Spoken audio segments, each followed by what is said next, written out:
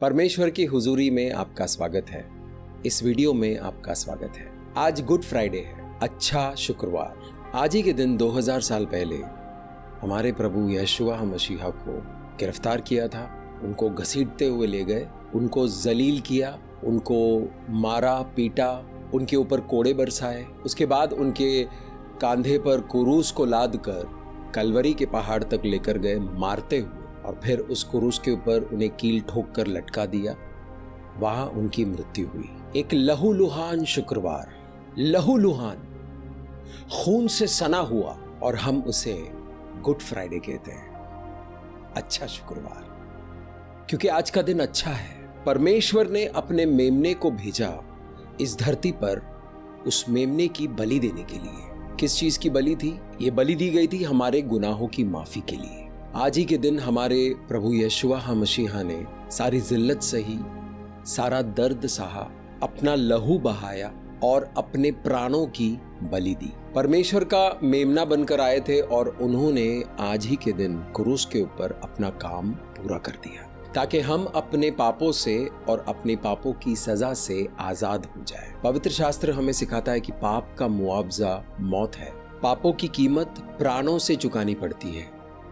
आइए एक वचन की ओर मैं आपको लेकर चलता हूं। लेवी व्यवस्था 17वां अध्याय 11वां वाक्य। क्योंकि शरीर का प्राण लहू में रहता है, उसको मैंने तुम लोगों को वेदी पर चढ़ाने के लिए दिया है, कि तुम्हारे प्राणों के लिए प्रायश्चित किया जाए, क्योंकि प्राणों के लिए लहू से ही प्रायश्चित होता है। किसी अच्छे खासे जानवर के अंदर से अगर उसका लहू बहाया जाए पूरी तरह से, तो वो जानवर मर जाएगा। किसी अच्छे खासे तंदुरुस्त इंसान के अंदर से अगर खून निकाला जाए तो वो इंसान मर जाएगा। यानी प्राण लहू में है, और प्रभु यीशु ने ये लहू बहाकर अपने प्राणों की बलि दी, ताकि हमारे पाप धुल जाए, ताकि हमारे प्राण सुरक्षित रहे। मनुष्य जाति ने नाफरमानी की, नाफरमानी की वजह से पाप आया। डर, शर्मिंदगी, आत्मगिलानी और सारी बुराइयां मनुष्य के जीवन में आ गया।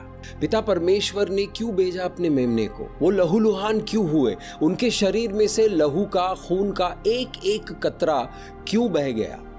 किस लिए बहा? क्या है उसकी अहमियत? आज इस बात को समझेंगे। खुदावंद ने, यानी पिता परमेश्वर ने, यहोवा परमेश्वर ने, ब्रह्मांड को बनाने वाले परमेश्वर ने, कायनात को बनाने वाले खुदा ने पहली बार कब लहू बहाया था? उत्पत्ति की किताब 3 अध्याय 21वां वाक्य। और यहोवा परमेश्वर ने आदम और उसकी पत्नी के लिए चमड़े के अंगरखे बनाकर उनको पहना दिए। परमेश्वर ने मनुष्य जाति के लज्जा को ढाकने के लिए, उनके पापों को ढाकने के लिए जानवर को मारा, और उस जानवर की चमड़ी निकालकर उसके अंगरखे बनाए और आदम और हव्वा को पहना दिए। पाप आने की वजह से मनुष्य का जीवन खराब हो गया। जो सुंदर जीवन परमेश्वर ने दिया था ईदन की वाटिका में, मनुष्य को बनाने से पहले परमेश्वर ने सब कुछ बना दिया और सब कुछ सुंदर बना दिया। सब कुछ बनाने के बाद परमेश्वर ने कहा अच्छा है। फिर मनुष्य को बनाया और कहा बहुत अच्छा है। लेकिन एक बात माननी थी उनको, सिर्फ एक बात। उस एक बात को नहीं मानने की वजह से, उस नाफरमानी की वजह से मनुष्य के जीवन में पाप आया और वो महिमा से गिर गए। और पाप आने की वजह से पीढ़ी दर पीढ़ी बहुत सारी बुराइयां मनुष्य के जीवन में आया। पहला कत्ल कब हुआ था? पहली हत्या कब हुई थी? वो भी उत्पत्ति की किताब में। उत्पत्ति की किताब 4 अध्याय 10वां वाक्य। उसने कहा, तूने क्या किया है? तेरे भाई का लहू भूमि में से मेरी ओर चिल्लाकर मेरी दुहाई दे रहा है। ये वाक्य तब हुआ जब परमेश्वर ने केन से पूछा कि तेरा भाई हाबेल कहाँ है। जब परमेश्वर को भेंट चढ़ानी थी तो केन ने जमीन की उपज लेकर भेंट चढ़ाई, और हाबेल ने सबसे बेहतरीन मेमने को निकालकर परमेश्वर को भेंट चढ़ाई। परमेश्वर को हाबेल का भेंट बहुत पसंद आया। उस वजह से केन को जलन हुई अपने ही भाई से, और केन ने उसको खेत में ले जाकर उसकी हत्या कर दी। अब परमेश्वर केन से सवाल पूछ रहा है। परमेश्वर जब भी सवाल पूछता है तो हमें सावधान होना है। परमेश्वर सब जानते हैं, हमने जो किया है उस तरफ हमारा ध्यान केंद्रित करते हैं वो। तो परमेश्वर ने केन से पूछा कि हाबेल कहाँ है, और कैन ने जवाब दिया, क्या मैं अपने भाई का रखवाला हूं, मुझसे क्यों पूछ रहे हो? तब परमेश्वर ने ये वाक्य कहा, तुमने क्या किया है? क्योंकि परमेश्वर को हाबेल के लहू की आवाज सुनाई दे रही थी। क्या हमारा खून शरीर से निकलने के बाद बोलता है? कौन सी फ्रीक्वेंसी पर बोलता है? हर साउंड का, हर शब्द का, हर आवाज का एक फ्रीक्वेंसी है। ये कौन सी फ्रीक्वेंसी में बोलता है जो सिर्फ परमेश्वर को सुनाई दे रहा है? कुछ जानवर है, उनकी बातें हमें सुनाई नहीं देती। जैसे समुद्र में जो डॉल्फिन्स होते हैं, उनकी आवाज हमें सुनाई नहीं देती क्योंकि उनका फ्रीक्वेंसी अलग है। अलग अलग फ्रीक्वेंसी पर अलग अलग आवाजें हैं। हमारे कान कुछ ऐसे फ्रीक्वेंसी पर सेट है और वही आवाजें हमें सुनाई देती है। हमें सब कुछ सुनाई नहीं देता, लेकिन परमेश्वर को हाबेल की लहू की दुहाई सुनाई दे रही थी। मेरे प्यारे भाइयों और बहनों, इस जगत में लोगों ने जितनी हत्याएं की है, उन सब का लहू पुकार रहा है न्याय के लिए, इंसाफ के लिए। आपके खिलाफ अगर आपके दुश्मनों ने घात किया है तो आप निश्चिंत हो जाइए, क्योंकि परमेश्वर को सुनाई दे रहा है। परमेश्वर न्याय करेंगे आपके जीवन में। इस बात को याद रखिए कि लहू बोलता है, खून बोलता है।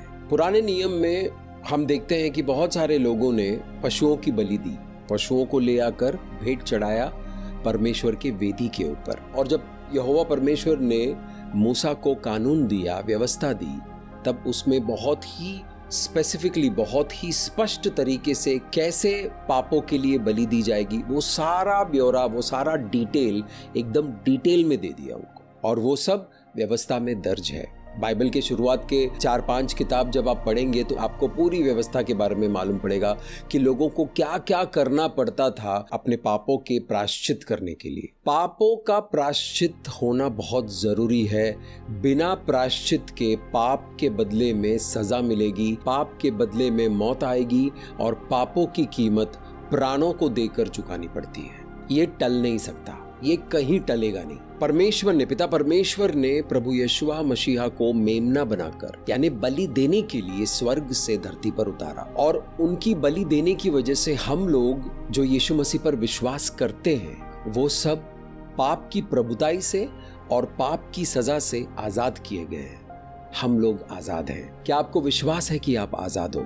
क्या आप यीशु मसीह पर विश्वास करते हो? अगर आप यीशु मसीह पर विश्वास करते हो तो उनके बहाए गए लहू की वजह से आपको पाप की सजा से और पाप की प्रभुताई से आजादी है। आप आजाद हो। हालेलुया। आइए एक वचन को पढ़ते हैं। इब्रानी की किताब 9वां अध्याय 13 और 14 वाक्य। क्योंकि जब बकरों और बालों का लहू और कलोर की राख अपवित्र लोगों पर छिड़के जाने से शरीर की शुद्धता के लिए पवित्र करती है, तो मसीह का लहू, जिसने अपने आप को सनातन आत्मा के द्वारा परमेश्वर के सामने निर्दोष चढ़ाया, तुम्हारे विवेक को मरे हुए कामों से क्यों नहीं शुद्ध करेगा, ताकि तुम जीवित परमेश्वर की सेवा करो। पुराने नियम में जानवरों की बलि देकर उनके खून की छिड़कन होती थी। प्रभु यीशु मसीह ने अपना लहू बहाया, पवित्र आत्मा के जरिए परमेश्वर के, यानी पिता परमेश्वर के दाहिने हाथ पर बैठ गए। उनके वहां बैठ जाने से, उनके बहाए गए रक्त की वजह से, उनकी कुर्बानी की वजह से हमारे विवेक को, यानी हमारे मन को, हमारे प्राणों को, हमारी भावनाओं को शुद्धिकरण मिलता है। अगर हम शुद्ध नहीं हुए तो हम परमेश्वर की सेवा नहीं कर सकते। परमेश्वर की सेवा करने वाले लोग आशीषित हैं। परमेश्वर की आराधना करने वाले लोग, परमेश्वर के वचनों को पढ़ने वाले लोग, परमेश्वर के हुजूरी में जाकर बैठने वाले लोग, परमेश्वर के हुजूरी में चलने वाले लोग, पवित्र आत्मा से भरकर अपने जीवन को चलने वाले लोग सब आशीषित हैं। उनके जीवन में क्या आता है? उनके जीवन में सुख, शांति, समृद्धि, सेहत, सुरक्षा, बुद्धि, ज्ञान, विवेक से परिपूर्णता आती है। यीशु मसीह हमसे कहकर गए, मैं आया हूँ जीवन देने के लिए और जीवन बहुतायत में देने के लिए। मेरे प्यारे दोस्त, अगर हमारे पास यीशु मसीह का पवित्र लहू नहीं होता तो हम परमेश्वर की हुजूरी में नहीं जा सकते। जितने भी लोग इस दुनिया में यीशु मसीह पर विश्वास नहीं करते हैं, वो लोग परमेश्वर के हुजूरी में नहीं जा सकते। यीशु मसीह के बारे में जानते सब है, लेकिन यीशु मसीह पर विश्वास करना जरूरी है, तभी यीशु मसीह का लहू काम करेगा हमारे जीवन में। इजराइलियों को मिस्र से निकलना था। परमेश्वर फैरौन को बार बार बोलता गया कि मेरे लोगों को छोड़ो, मेरे लोगों को छोड़ो, लेकिन फैरौन ने लोगों को जाने नहीं दिया। परमेश्वर ने मूसा का इस्तेमाल किया मूसा को बार बार फ़िरौन के पास भेजा और फ़िरौन को आगाह किया और बहुत सारे बीमारियां आई, बहुत सारे चिन्ह और चमत्कार हुए और आखिरी बार मृत्यु के दूत मिस्र के ऊपर से जाने वाले थे। मृत्यु के दूत जब किसी शहर के ऊपर से जाता है तो वहां पर मृत्यु का सैलाब आता है। कभी कभी किसी देश में भूकंप आता है, 20,000 लोग मारे गए, 40,000 लोग मारे गए। ये क्या है? ये मृत्यु के दूत ऊपर से जा रहे हैं। वो अपने आप से नहीं जाते, वो परमेश्वर के आदेश से जाते हैं। निर्गमन अध्याय 12 में ये पूरा वाक्य लिखा हुआ है, जहां पर परमेश्वर के दूत मिस्र के ऊपर से जाने वाले थे। तो पास ओवर यानी परमेश्वर के दूत, मृत्यु के दूत, नाश करने वाले दूत मिस्र के ऊपर से गुजरने वाले थे। वो क्यों गुजरने वाले थे? क्योंकि परमेश्वर का आदेश था कि उस देश के सभी पहलोटे को मार दिया जाएगा। परमेश्वर ने परमेश्वर के लोगों को यानी इजरायली लोगों से कहा, एक मेमने को मारो। घर का जो पिता है वो एक मेमने को मारेगा, उसके लहू को निकालकर दरवाजे के चौखट पर छिड़केगा। जब उसके ऊपर से गुजरने वाले मृत्यु के दूत उस लहू को देखेंगे तो उस घर का पहलौटा नहीं मरेगा, वरना मिस्र का सारा पहलौटा, जानवर के पहलौटे और इंसानों के पहलौटे सारे मर गए, मारे गए। मिस्र के लोगों ने उस लहू को एक बर्तन में निकाला था। परमेश्वर ने कहा था कि लहू जमीन पर नहीं गिरना चाहिए, दरवाजे के फ्रेम पर लगाना है, जमीन पर नहीं गिरना चाहिए। तो उन्होंने बड़े संभाल कर लहू को निकाला था। अगर वो लहू निकाल कर साइड में रखे होते तो क्या वो लोग बच जाते? नहीं, उस लहू को लगाना था। जिस तरीके से लगाने के लिए बोला उसी तरीके से लगाना था। लहू निकालकर अगर किसी ने नहीं छिड़का होगा दरवाजे के ऊपर तो मौत के फरिश्ते घर के अंदर आ जाते और पहलौटे को मार देते। अगर हम यीशु मसीह के लहू को हमारे जीवन पर नहीं लगाएंगे, हमारे माँ बाप के ऊपर नहीं लगाएंगे, अपने बच्चों के ऊपर नहीं लगाएंगे, अपने घर गृहस्थी पर नहीं लगाएंगे, अपने बिजनेस के ऊपर नहीं लगाएंगे, अपने सेवकाई के ऊपर नहीं लगाएंगे, अपने सेहत के ऊपर नहीं लगाएंगे, अपने मन के ऊपर नहीं लगाएंगे, अपनी बुद्धि के ऊपर नहीं लगाएंगे, अपने जीवन के ऊपर नहीं लगाएंगे, अपने दोस्तों के ऊपर नहीं लगाएंगे, अपने कार्यस्थल के ऊपर नहीं लगाएंगे, अपने बिजनेस के ऊपर नहीं लगाएंगे, तो नाश करने वाली आत्माएं जब वहां से गुजरेगी तो आप बचेंगे नहीं। कैसे लगाएंगे? आइए समझते हैं कि लहू लगाते कैसे। एक वचन की ओर मैं आपको लेकर चलता हूं, प्रकाशित वाक्य 12वां अध्याय 11वां वाक्य। और वे मेमने के लहू के कारण और अपनी गवाही के वचन के कारण उस पर जयवंत हुआ और उन्होंने अपने प्राणों को प्रिय न जाना, यहां तक कि मृत्यु भी सह ली। 2-3 चीजें हैं यहां पर समझने के लिए कि हम किसके खिलाफ आ रहे हैं?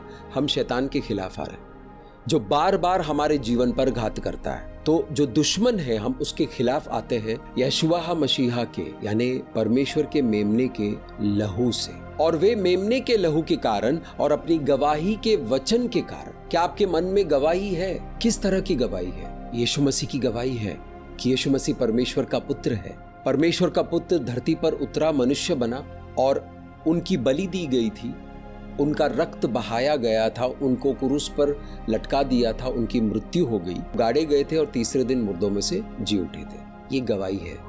तो इस गवाही में लहू सेंटर पॉइंट है। प्रभु यीशुआ मसीहा ने अपने लहू को बहाकर अपने प्राणों को हमारे लिए त्याग दिया। ये गवाही आपके मन में होनी चाहिए, आपके दिल में, आपके जहन में, आपके अंतर मन में, बड़े गहराइयों में जाकर इस गवाही को बसा लीजिए। उसके बाद जब आप यीशु मसीह के लहू का आवाहन करेंगे तो दुश्मन थरथर कांपेगा। दुश्मन खड़ा ही नहीं हो सकता है। यीशु मसीह के लहू के सामने शैतान खड़ा भी नहीं हो सकता है। शैतान के बाशिंदे खड़े नहीं हो सकते। शैतान के कामों का नाश होगा जब आप यीशु मसीह के लहू को अपने जीवन में आने देंगे। अगर आप यीशु मसीह के लहू को अपने जीवन में ग्रहण करेंगे, यीशु मसीह के लहू को अपने जीवन में लगाएंगे तो आप सुरक्षित रहेंगे। दूसरी बात जो हमें गौर करनी है वो ये है, और उन्होंने अपने प्राणों को प्रिय नहीं जाना, यहां तक कि मृत्यु भी सह ली। यानी जब हम यीशु मसीह के साथ चलते हैं तो हमें अपने प्राणों से मोहब्बत नहीं होनी चाहिए, हमें अपनी जिंदगी से मोहब्बत नहीं होनी चाहिए। वो प्रभु के हाथ में देना है। प्रभु चलाएंगे अच्छे से, लेकिन अगर जरूरत पड़ी उसको कुर्बान करने की तो भी ठीक है। ऐसे लोग जब यीशु मसीह के लहू का आवाहन करते हैं और दुश्मन के खिलाफ यीशु मसीह के लहू को लेकर जाते हैं तो वहां पर जय होता है, वो लोग जयवंत होते हैं। हमें ऐसे लोगों में से बनना है। प्रभु की सुरक्षा में है हम लोग, बिना वजह किसी की जान नहीं जाने वाली है। यीशु मसीह कहते हैं कि अगर तुम अपने प्राणों को बचाने की कोशिश करोगे तो गवा दोगे, अगर तुमने मेरे लिए गवा दिया तो उसे पालोगे। यीशु मसीह की गवाही पर विश्वास करना है और मुंह से बोलना है। मुंह से क्या बोलेंगे कि हमारा उद्धार हुआ है प्रभु यशुआ मसीहा के बहाए गए लहू की वजह से। ये गवाही हमारे मन में होनी चाहिए और हमारी जबान पर ये कन्फेशन होना चाहिए, ये डिक्लेरेशन होना चाहिए। एक बहुत ही महत्वपूर्ण बात है प्रभु के लहू के बारे में, ये मैं आपके सामने आज रखना चाहता हूँ। आइए मैं आपको एक वचन की ओर लेकर चलता हूँ। लेवी व्यवस्था 16वां अध्याय 13 और 14 वाक्य। उस धूप को यहोवा के सम्मुख आग में डाले, जिससे धूप का धुआं साक्षी पत्र के ऊपर के प्रायश्चित के ढक्कन के ऊपर छा जाए, नहीं तो वो मर जाएगा। तब वो बछड़े के लहू में से कुछ लेकर पूरब की ओर प्रायश्चित के ढक्कन के ऊपर अपनी उंगली से छिड़के, और फिर उस लहू में से कुछ उंगली के द्वारा प्रायश्चित के ढक्कन के सामने भी 7 बार छिड़क दे। ये जो महायाजक है वो कैसे उन विधियों को करेंगे उसके बारे में है। तो महायाजक के विधियों में 7 बार लहू छिड़कना लिखा हुआ है प्रायश्चित के ढक्कन के सामने, यानी पवित्र संदूक के सामने 7 बार लहू का छिड़कना। अगर आप सुसमाचार को ध्यान से पढ़ेंगे, यीशु मसीह के शरीर के 7 अलग अलग जगहों से लहू बहाया गया है, और इसकी अहमियत क्या है आज हम इस बात को समझेंगे। ये जो 7 बार छिड़कना है ये पुराने नियम में लिखा गया था, क्योंकि पुराना नियम साया है नए नियम का, पुराना नियम शैडो है नए नियम का। पुराने नियम को और नए नियम को समझते हैं तो नए नियम में जो होने वाला था वो पुराने नियम में एक चिन्ह की तरह चली आ रही है। तो पुराना नियम नए नियम का छाया है, शैडो है। पापों की माफी के लिए पुरोहित को जो विधियां करनी थी उनमें से एक विधि है ये, 7 बार उस लहू को प्रायश्चित के ढक्कन के सामने छिड़कना था। 7 बार छिड़कन से आजादी होती थी। यीशु मसीह परमेश्वर का मेमना है, उनके लहू से भी 7 बार छिड़कन हुई है। कैसे हुआ आइए देखते हैं। पहली बार गत्समनी के बगीचे में उनके माथे पर जहां से पसीना निकलता है वहां से लहू के बूंदे निकली। लूका के सुसमाचार 42वां अध्याय 44वां वाक्य, इसको पढ़ते हैं। और वो अत्यंत संकट में व्याकुल होकर और भी हृदय वेदना से प्रार्थना करने लगा, और उसका पसीना मानो लहू की बड़ी बड़ी बूंदों की नाई भूमि पर गिर रहा था। जहां से पसीना निकलना चाहिए वहां से खून निकल रहा था।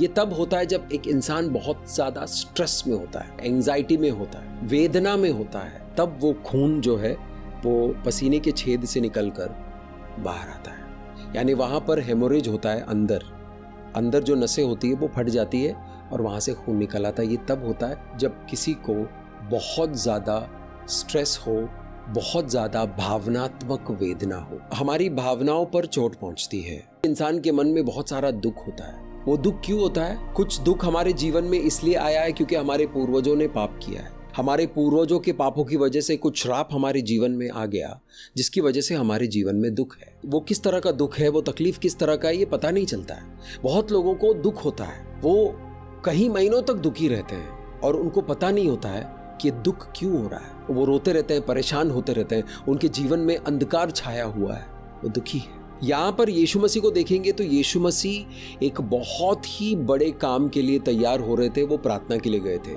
क्या काम था? पूरी दुनिया का पाप उनके ऊपर लगने वाला था। वो पवित्र थे, उनके प्राणों के ऊपर बहुत ज्यादा प्रेशर आ गया था। कुछ ही घंटों में वो प्राण उनके शरीर को छोड़कर निकलने वाली थी। उनको प्राण त्यागने में कोई दिक्कत नहीं थी, लेकिन ये जो पाप, जो अपवित्रता ही उनके ऊपर आ रही थी, उसको लेकर वो बहुत ज्यादा पीड़ित थे। उन्होंने पिता से पूछा कि प्रभु, क्या ये कटोरा टल सकता है? फिर उन्होंने कहा कि आपकी मर्जी हो। जिस तरह आपकी मर्जी स्वर्ग में है, उसी तरह इस धरती पर इस कार्य को पूरा होने दीजिए। कभी कभी हम भले काम करना चाहते हैं, लेकिन हमारा मन करने नहीं देता है, हमारे प्राण करने नहीं देते हैं। कभी कभी हमें कुछ फैसले लेने पड़ते हैं, हम सही फैसले ले नहीं पाते। मनुष्य के पापों की वजह से जो बुराइयां मनुष्य के जीवन में आया है, वो बहुत सारी चीजों को तोड़ फोड़ कर तहस नहस कर दिया है। खुशखबरी ये है कि आप यीशु मसीह को ग्रहण करेंगे, जब आप यीशु मसीह को अपने प्राणों के ऊपर लगाएंगे, अपने मन के ऊपर लगाएंगे, तो आपका मन चंगा हो जाएगा। उस परिस्थिति से आप निकल जाओगे। कभी कभी कुछ परिस्थितियां इस तरह होती है कि समझ में नहीं आता कि करें तो क्या करें। भावनाएं इस तरह उलझी हुई है कि हमें पता नहीं चलता कि किस तरह के फैसले लें। हम चाहते हैं कि अच्छा करना, लेकिन कर नहीं पाते क्योंकि वो जो हिस्सा है वो टूटा फूटा है। खुशखबरी ये है, सुसमाचार ये है कि यीशु मसीह का लहू लगाते ही वहां पर रिपेयर शुरू हो जाएगा और परमेश्वर आपको एक नया मन देंगे, एक नई सोच देंगे। आपके मन में जो दुख है, जो वेदना है, जो तकलीफ है, जो उलझी हुई भावनाएं, सारी चीजों को ठीक करेगा यीशु मसीह का लहू। पहली बार उनके माथे से निकला था, तब तक किसी इंसान ने उनको हाथ भी नहीं लगाया था और लहू बहना शुरू हो गया। जब भी आप उनके माथे पर से निकलता हुआ लहू को याद करेंगे और उस लहू को लेकर अपने जीवन के ऊपर लगाएंगे, अपने बच्चों के जीवन के ऊपर लगाएंगे, तो आपके जीवन में से वेदनाएं निकल जाएगी। आपको परमेश्वर पर विश्वास हो जाएगा, आपको वो अनुग्रह मिलेगा जिसकी वजह से आप परमेश्वर पर निर्भर होकर उनके मर्जी के मुताबिक बिना डरे चल सकते हो। दूसरी बार यीशु मसीह का लहू कहाँ बहा था? जब खून उनके चेहरे पर से निकला था। कैसे ये चेहरे पर चोट लगी, आइए देखते हैं। ये है मत्ती के सुसमाचार 26वां अध्याय 64 से लेकर 68 तक पढ़ेंगे। वचनों को पढ़ने से पहले मैं आपको बता दूं कि यीशु मसीह को कायफा नाम के महायाजक के पास ले गए हैं पूछताछ करने के लिए। क्या पूछ रहे वो? क्या तुम मसीह हो? क्या तुम परमेश्वर के पुत्र हो? ऐसे सवाल पूछ रहे थे। तब यीशु मसीह ने जवाब दिया। यीशु मसीह ने उनसे कहा, तूने आप ही कह दिया। मैं तुमसे ये भी कहता हूं कि अब से तुम मनुष्य के पुत्र को सर्वशक्तिमान के दाहिने ओर बैठे और आकाश के बादलों पर आते देखेंगे।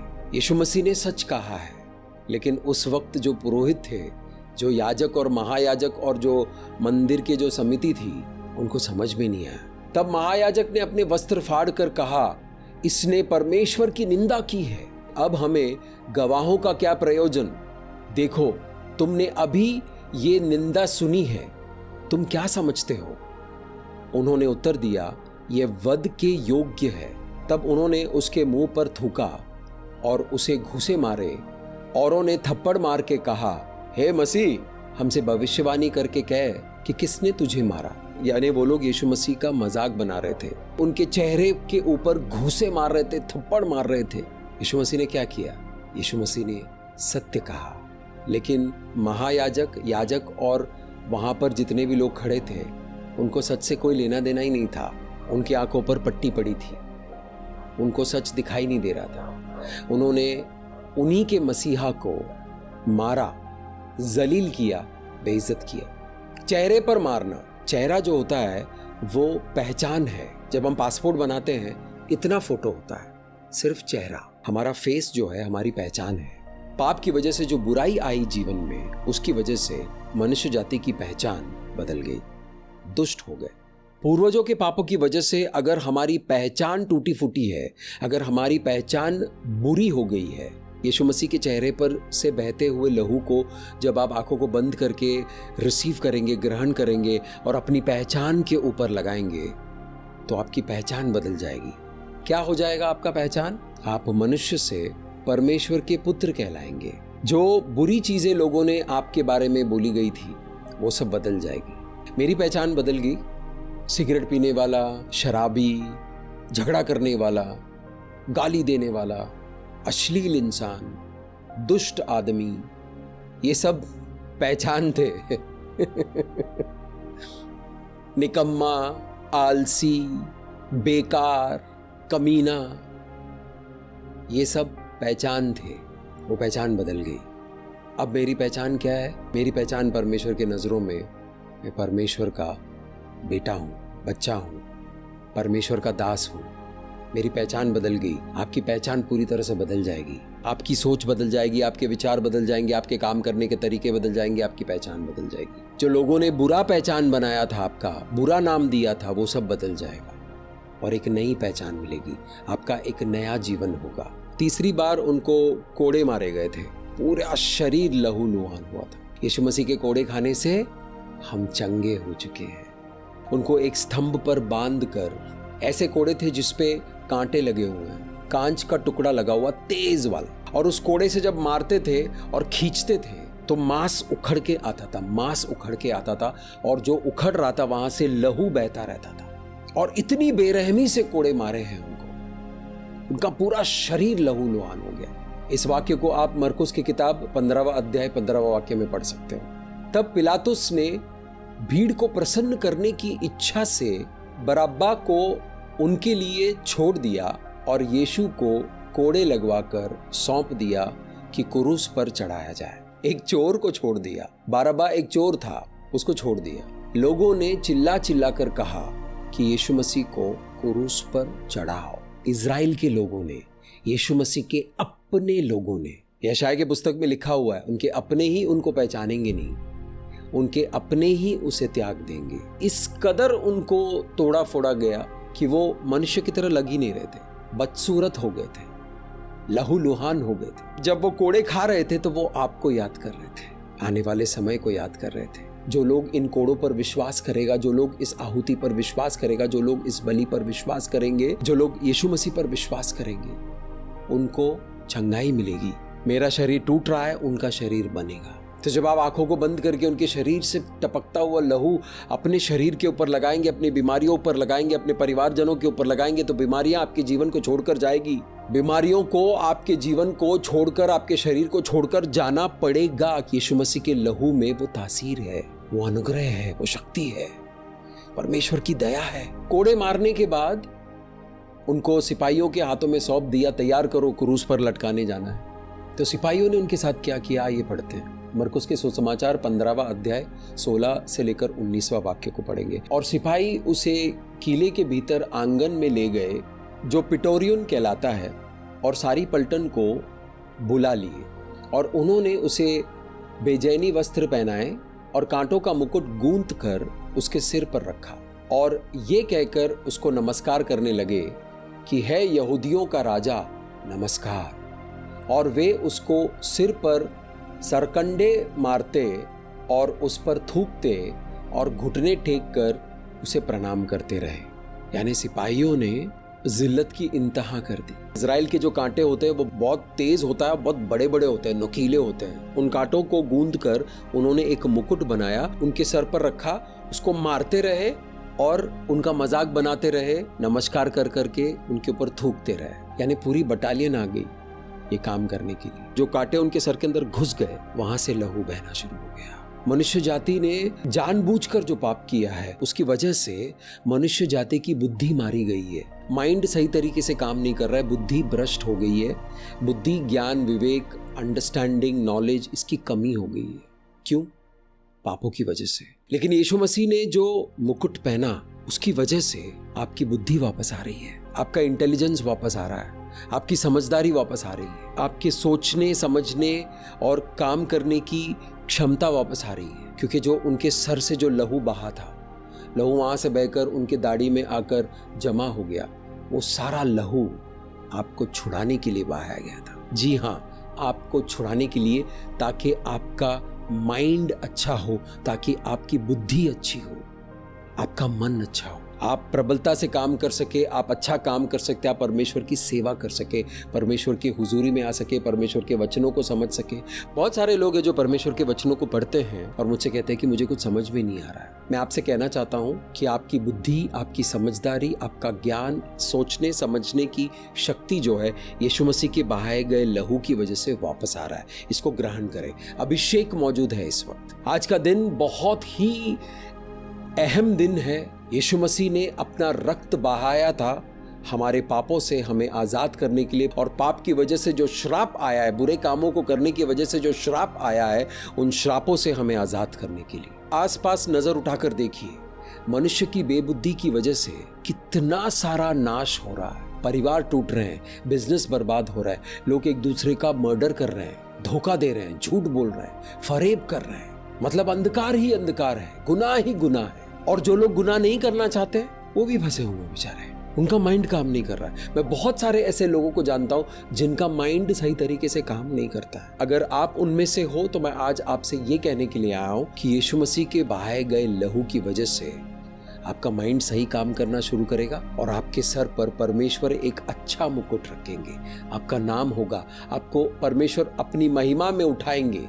जब आप परमेश्वर की सेवा करेंगे और परमेश्वर की बुद्धि के मुताबिक चलेंगे तो परमेश्वर आपको उनकी महिमा में उठाएंगे, समाज में भी उठते रहेंगे आप। जब उनको क्रूस की तरफ लेकर जा रहे थे तब भी उनको मारते मारते लेकर गए, मतलब कोड़े मारे, घूसे मारे, थूका उनके ऊपर, लात मारे, बहुत ही भारी क्रूस को उनके कंधे पर लाद दिया जिस पर उनको लटकाने वाले थे और उनको मारते हुए कलवरी के पहाड़ तक लेकर गए। उनको अंदरूनी चोटें आई थी। उस अंदरूनी चोटों की वजह से आपके शरीर के अंदरूनी हिस्से पर जो घाव है, अंदरूनी हिस्से में जो बीमारी है, वो सब चंगाई पा रहा है इस वक्त। इसको रिसीव कीजिए। उनको कलवरी के पहाड़ के पास लेकर गए, उनके क्रूस को जमीन पर रखा और उनको खींचकर उनके हाथों पर कील ठोक दिए। जब हाथों पर कील ठोक रहे थे तो उनके हाथों में से लहू के फव्वारे निकले। मनुष्य जाति ने अपने हाथों से जो गुनाह किया था, जो पाप लगातार मनुष्य जाति अपने हाथों से करते आए हैं, उसकी वजह से हाथों के कामों में आशीष आना बंद हो गया, बरकत आनी बंद हो गई। काम कर रहा है इंसान लेकिन बरकत नहीं है।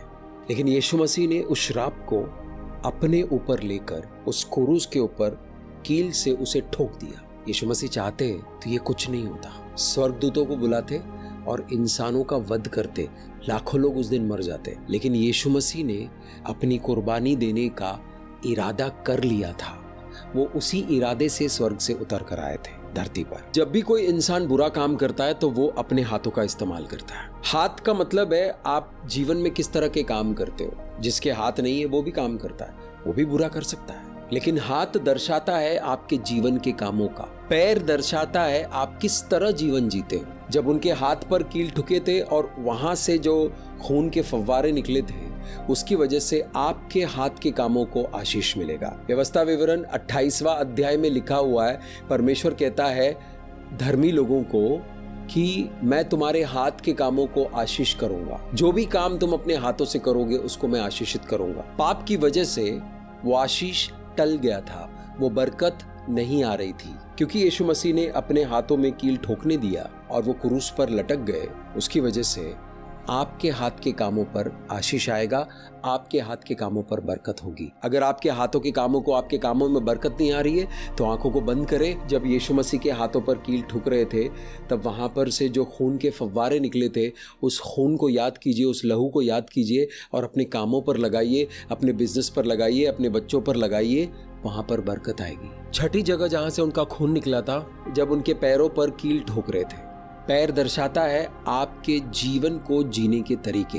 आप किस तरह अपने जीवन को जीते हो, आप कहां कहां जाते हो, किस अंधकार में जाते हो या किस उजियाले में जाते हो, किस धोखे से होकर निकलते हो, किस आफत से होकर निकलते हो, किस बुराई से होकर निकल रहे हो। जब हम अपने जीवन को स्टडी करेंगे, यहां पहुंचने से पहले हमारा जीवन बहुत सारे जगहों पर होकर आया है। कुछ जगह अच्छी थी, बहुत सारी जगह बुरी थी।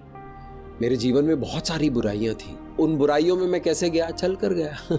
मेरे दोस्त, हमारे प्रभु यीशु मसीह ने अपने पैरों पर कील ठुकने दिया, वहां से जो लहू बहा है, हमारे पूर्वजों ने जो पाप किया है, उन पापों के सजा से, उन पापों के श्राप से हमें इस लहू की वजह से आजादी है। तो अगर आप अपने जीवन के तरीकों से परेशान हैं, आंखों को बंद करें, यीशु मसीह के पैरों के घाव से जो लहू निकल रहा है, उस लहू को ग्रहण करें और उसको अपने जीवन के तरीकों पर लगाएं, अपने पैरों के ऊपर लगाएं और आपके जीवन के तरीके दुरुस्त हो जाएंगे, बेहतरीन हो जाएंगे। और आखिर में उन्होंने अपना काम पूरा कर दिया और उन्होंने अपने प्राण त्याग दिए, उनकी मृत्यु हो गई।